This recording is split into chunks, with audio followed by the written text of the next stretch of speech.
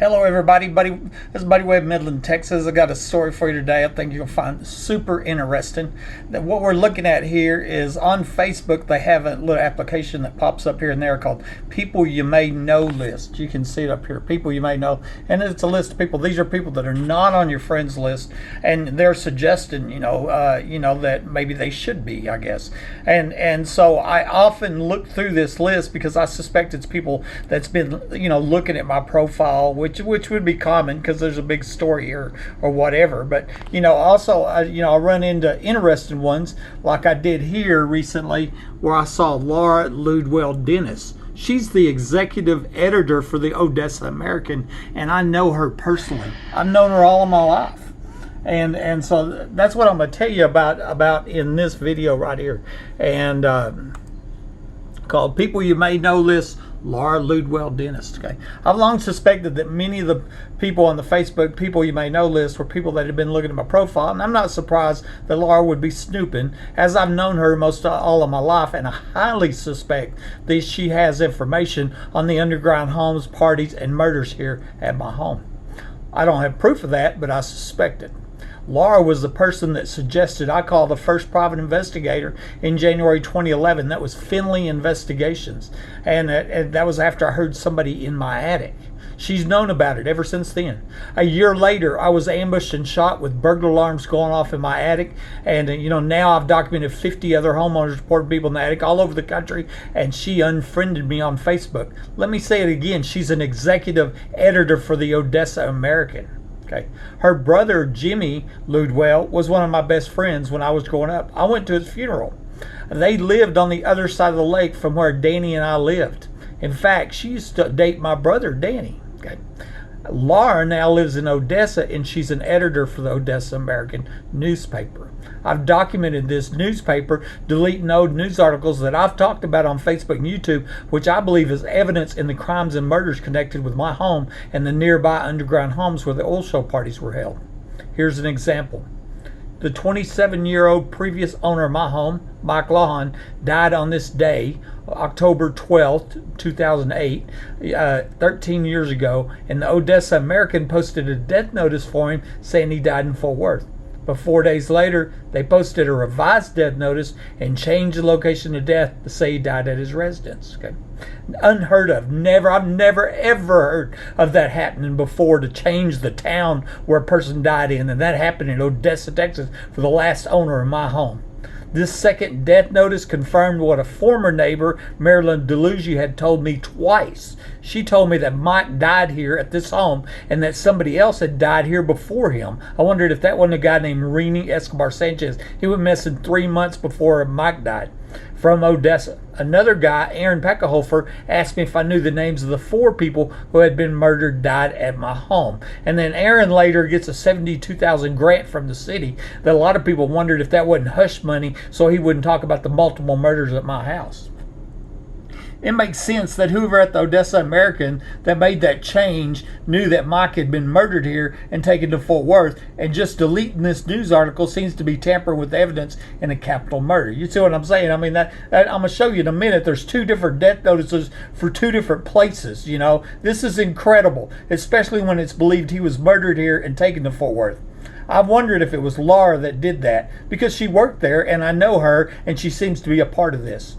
Fess up, Laura, and tell what you know about the murders and violent crimes at my home. Isn't that your job as executive editor of an Odessa American newspaper, to investigate? Okay. So anyways, here it is. There is Marilyn Dlugi. Ludwell is her maiden name, of course. The Ludwells lived on the other side of the lake from us when I was growing up. Marilyn Dlugi, what do you know about 2 death notices for Mike Lawhon in 2 different towns, or the fact they were deleted after I made a point of it on Facebook? Isn't this your newspaper, friend? Okay, so here's the last homeowner, and he's dead. Okay, obviously murdered in this house, carried to Fort Worth, and here it is, October 12, 2008. Okay. The first death notice by the Odessa American. They see how it says OA online? That's Odessa American online. It should be Laura Dlugi Online. Okay. William Michael Don Lawhon. This is posted It's saying he died on October 12th, which he did, 2008, in Fort Worth. See, that says Fort Worth, okay? And that is posted up there on the 14th, 2 days after he died. And then they posted a second death notice and changed it, okay? Changed the location of death. Odessa American Online. William Michael Don Lawhon said he died October 12th at his residence. See where it says Fort Worth? And then they changed it to add his residence. And that's real interesting because the neighbor told me twice Mike died here at this residence. This residence was for sale at the time. The following week after Mike died was the oil show parties. And you know they were having them parties in them underground homes in the backyard. That's why they murdered him, is what I believe, okay? But for whatever reason, the Odessa American has 2 death notices, 2 different towns. This was posted online for many years, probably over 10 years. I made a point of it. I contacted the sheriff, contacted the FBI, contacted DHS. I contacted every law enforcement you can imagine. They murdered that guy. The previous homeowner they murdered here, took him forward, then brought me in here and set me up to murder me. That's what's going on here, okay? And the Odessa American has deleted the news stories. Okay, you can't find them online anymore. I have print screens, and so does law enforcement because I sent it to them. And that's the question: is that tampering with evidence? Isn't that evidence? In itself, evidence of this capital murder? Laura Ludwell Dennis, tell everybody how you advised me to contact a private investigator in January 2011 after I heard somebody in my attic, and then a year later I was shot by surprise with my phone lines cut and burglar alarms going off in the attic. Do you think that's newsworthy, Laura? There's absolute proof showing I wasn't shot with my gun.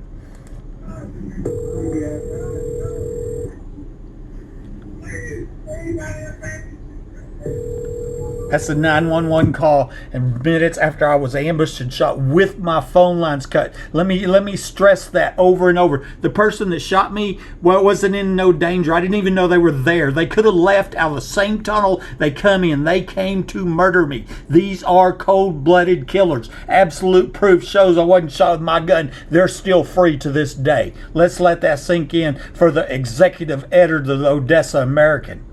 What do you think the executive editor for the Odessa American would do if I showed her 10 people that were documented via recordings as saying that Haley Dunn was killed in her town, Odessa?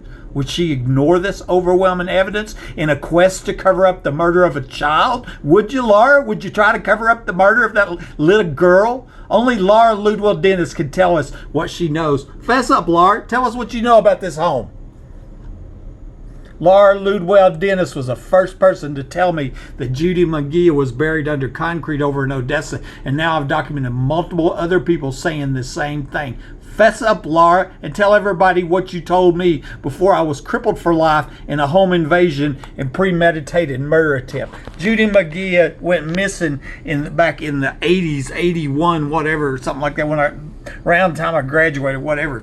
Let me tell you the connection. Angie Magia Hurley that told me about the young girl that was murdered at the whole show party, she was married to this woman's nephew, okay? That's what the deal is. So she's the first person, Angie was the first person that told me about Judy. Actually, she wasn't, though, because it was Laura Ludwell that had told me. I don't know if it's Angie or Laura, but Laura's the one that told me that she'd heard that Judy was buried under concrete over in Odessa at the husband or place or something, But here's just one screenshot. I got multiple people. John Hamilton wrote me on YouTube and says her body's not under the concrete of the body shop's building. It's under some cement behind Loopy's house in the old center block original shop building. I told the Odessa police where to dig. They have a map I gave them. When Loopy dies, I plan to go to his son and ask him if he wants to know where his mother is. Loopy's not going to let her take her son away or give her one half of the body shop. So that's what this guy wrote me. And he was only another guy wrote me and says, yeah, my papa poured the concrete. And that's like Charlie Franks or something. I got his name. And so now, how many people does it take? But who do you tell? How about the executive editor of the Odessa American, right? About an Odessa murder, okay? Or a missing person.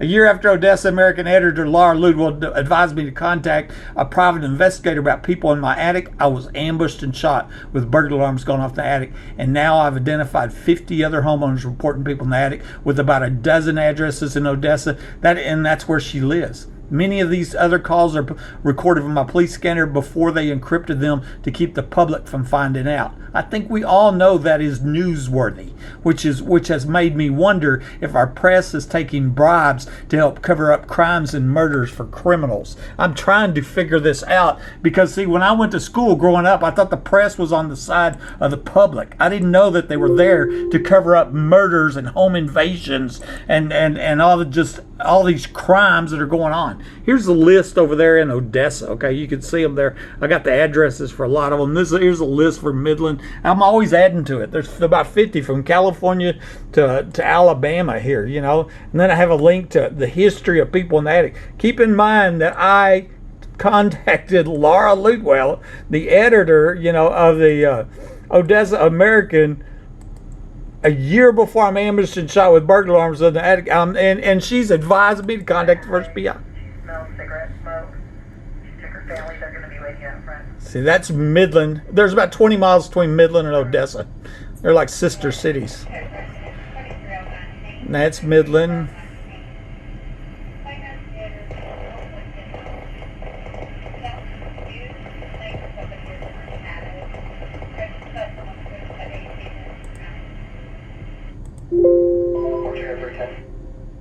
Another Midland.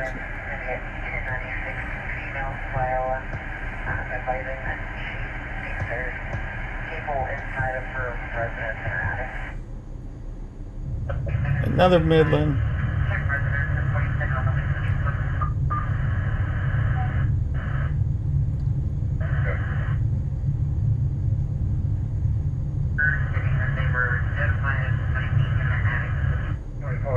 Another Midland. I think I might have took all the Odessa ones out for this video. Yeah, and that's what I did. Them were only the Midland calls, but I have a whole bunch of them just like that for Odessa. Now Odessa encrypted the radio after I was recording them about, you know, the catching where the police are going on investigating people in the attic, and I'm making that public. Well, they don't want that to be public, so they encrypted the radio channel. That's what's going on. And guess who is executive editor over at the Odessa American, right? Laura Ludwell.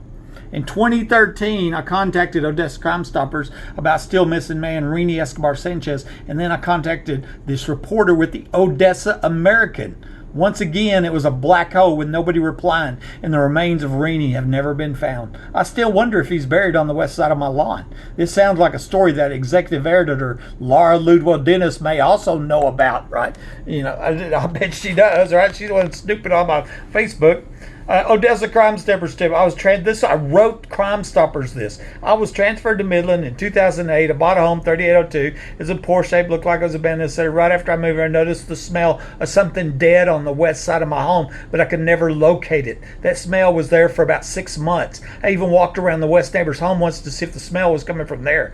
I said something to my neighbor, Eli Vargas, and also found clothing remnants that were half buried by the fence on this side of my home. I would bet that some of the clothing remnants can still be found. And this was a report for Rini Escobar Sanchez went missing from Odessa 3 months before Mike Lawhon, the previous homeowner, died, and then I moved in. And it was 13 years ago today that Mike Lawhon died, suspected to be murdered here and taken to Fort Worth. And so anyway, here I contacted Crime Stoppers. Well, they didn't look. You know, there's a long story. And then I contacted the Odessa American, and they never even contacted me back, right? And then, you know, and this is the kind of stuff, you know, you got 10 people documented saying Haley was killed in Odessa, not a news story in Odessa, right? You know, I believe like the murder of Cody Mercer, I believe that could have been solved a long time ago. And here's part of the problem. It's not all the police. It's the press helping the police cover up these crimes from the public, you know? And I think Laura Ludwell Dennis might know something about it. Executive editor, Buddy Webb, Midland, Texas.